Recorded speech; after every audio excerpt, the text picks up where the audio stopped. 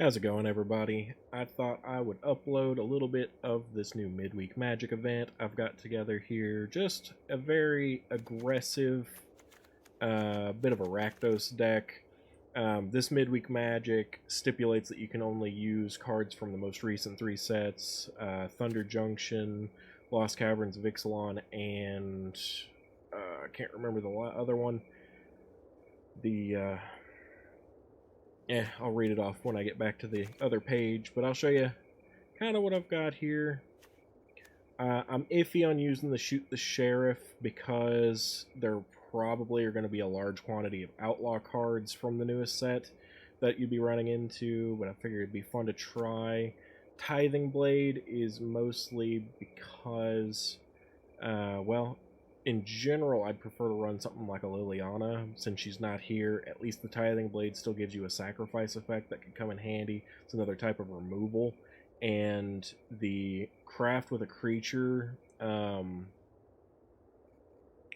allow you to craft with one from your graveyard. So very potentially useful there, just to throw away something from your graveyard late game, start pinging people for one and gaining life. You're already going to be pinging people for one with Vile Smasher. Anytime that you get, for example, something with Jasper, Jasper counts as an outlaw, Gisa counts as an outlaw, her zombies are rogues, they count as outlaws, so they'll be pings. Got Acklazotz for a little lifelink, something a little big, along with Gisa. Gisa's a little expensive, so is Acklazotz, but I thought they would be worth it because I am running 24 lands. And then Preacher of the Schism, pretty amazing card all around. Hard to make a good Rakdos deck without it. Same with the Deep Cavern Bat. Even though it's a 1/1, it has flying, it has lifelink, it steals something from your opponent's hand, it commits a crime, so you can get back a Forsaken Miner, you can trigger Gisa. All very good. I considered putting Vadmir in here, but I went with Inti. Despite it not really synergizing with the Outlaws, it's good card draw, and since Gix isn't an option, this seemed like a good way to cycle out lands if you're getting flooded, things like that. Along with the Preacher for drawing cards is going to be pretty good. So let's go ahead and give this a try. I've actually already completed this event, but I just threw this deck together to see how it would do, so let's give it a go. So, the event is Midweek Magic on the Edge, and it is, let's see here, Lost Caverns of Ixalan, Karlov Manor, Murders of Karlov Manor, that's the one I was forgetting, and Outlaws of Thunder Junction. So, I'm leaning pretty heavily into the Outlaws of Thunder Junction cards, because they're just a lot of fun, but let's give it a try.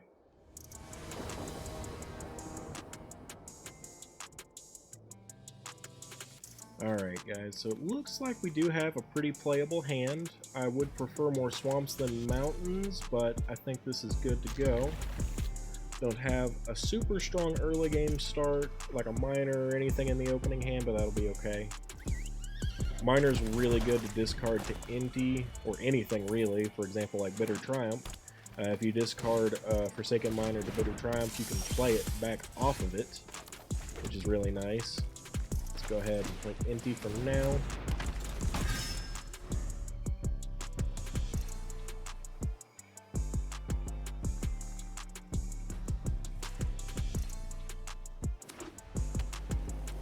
If we get a swamp, maybe I'll get a chance to do the Bitter Triumph discard that I was talking about. I did not. However, I still think it's worth it to get rid of that. So let's go ahead. Go here, discard the Minor. We'll have to wait till later to get back, unfortunately. Inti also plays off of other things being discarded, so not too bad. Since I can't play that land, I'm going to go ahead and pass. I am glad to have gotten the mountain out of the way, though. I don't really want it right now.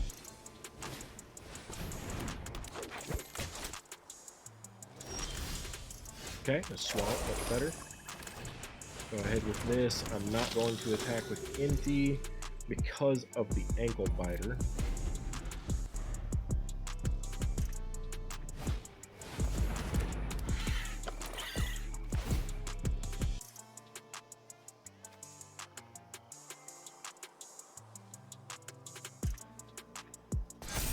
not terribly concerned with whatever he gives the counter to since we have the creature. Okay, this is pretty good. Let's go ahead and do this. Get back the Forsaken Manor. And then let's just attack with the creature. No discards. There's a land, so we can play another creature. Which is exactly how I wanted that to go. Now we have 5 lands, so we can play Gisa.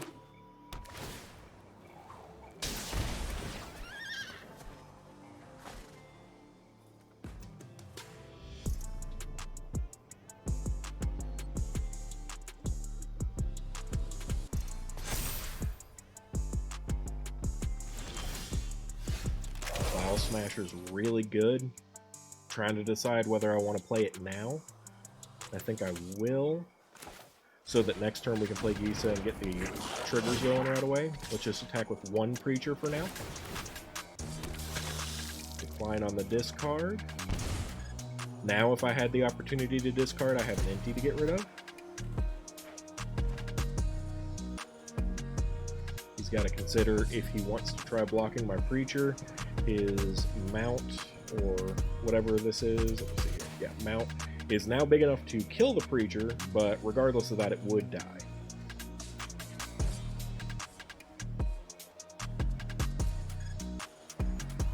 And I have plenty of blockers now with my 1/1 vampires with lifelink.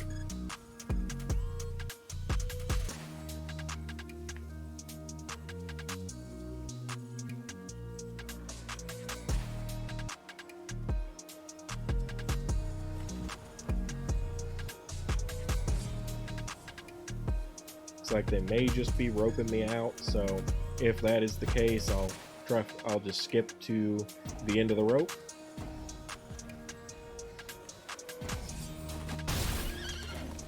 Okay, we're back, but they're probably going to continue roping. There may not be anything to see here. They seem to just be done. I guess they don't see a way out of this, but so that'll be a victory on this match, this first match, and I will skip ahead again, like I said, to the end. Unless they start doing something, I won't cut that out, but see ya at the end.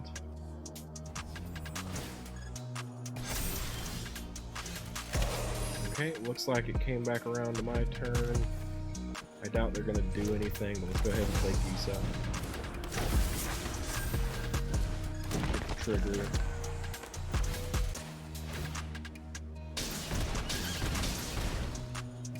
Go ahead and attack with the creature. Attack with the Manor because it doesn't matter. I'll attack with empty because I can discard and put the point on empty. Got a land, don't care much for it. Got a shock, that's fine. They're going to continue to rope, but it looks like we won here. They just gave up. Alright, they finally finished roping from being salty, but that is a win on the first match.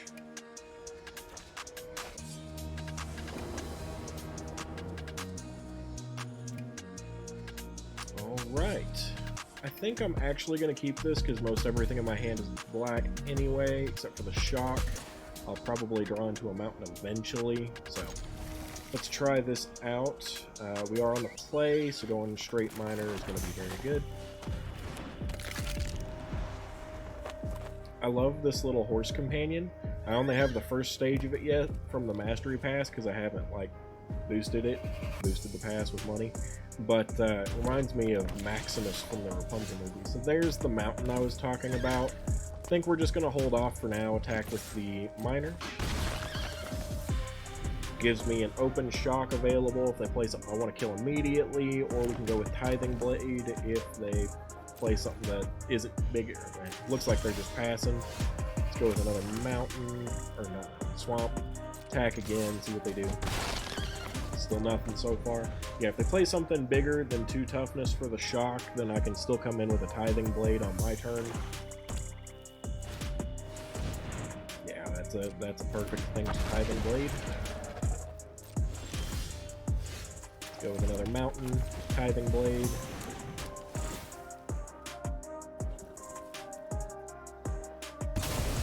Attack in with Minor. Now, Tithing Blade, unlike Liliana, does not trigger crimes, which is too bad because it's each opponent, but it's still really, really nice to be able to just get rid of something that big when necessary.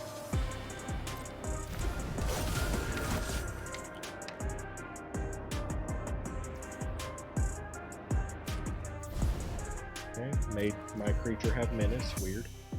I think we're going to go with Inti and Tithing Blade here. Go ahead and get rid of this new creature. Throw down Inti, attack with the Forsaken Miner. I'm going to discard the Shock, despite the fact that it could still be useful. I'd rather buff my Miner. It sucks to lose this, but not a huge deal.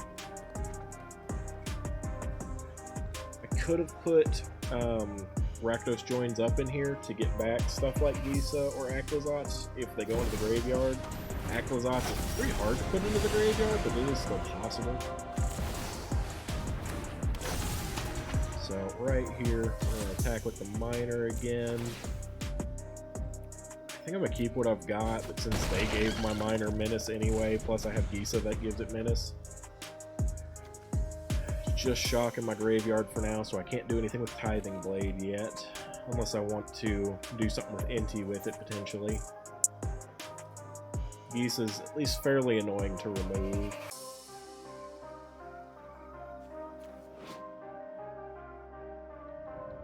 So it's only if you block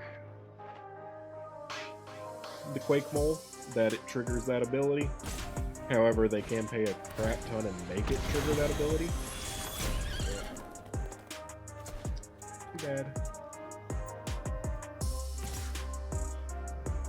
Yeah, no blocks. I could kill it by blocking with Gisa. I just don't want to.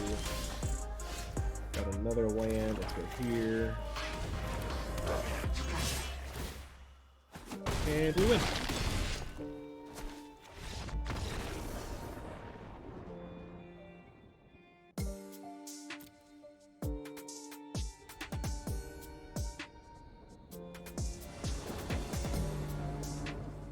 Alright guys, we're coming into game 3 here. This will probably be the last one if it's another win. We're on the play again. Looks like a decent opening hand. Can go straight into Minor, then Vial Smasher.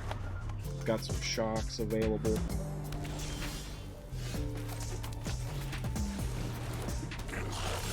I really like Vial Smasher as a new card. I like that it's not a rare.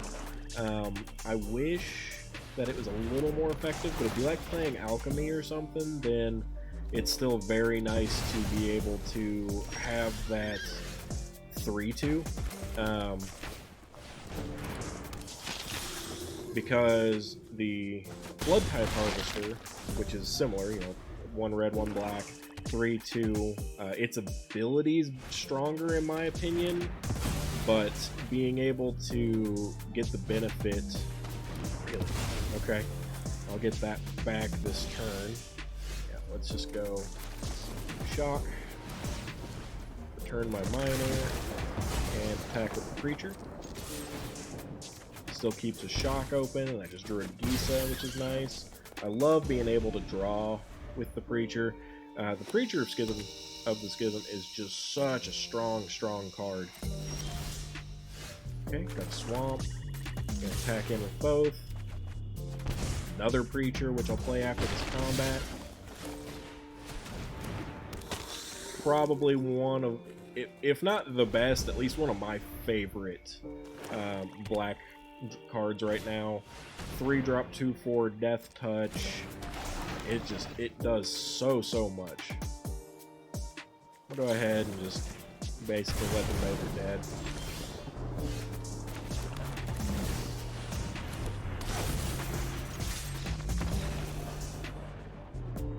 Yeah. So game 3. Another easy win. This deck's really good and pretty adaptable to Standard, to Alchemy. If you like playing Alchemy, which I do, occasionally, then there's some really good stuff to look at here, since you can't necessarily use things like the Blood Tithe Harvester in Alchemy.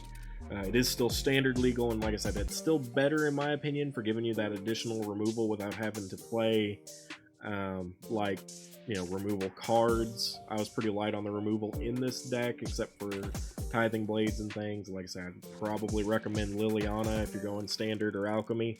But I hope you guys enjoyed this. It was a lot of fun to play.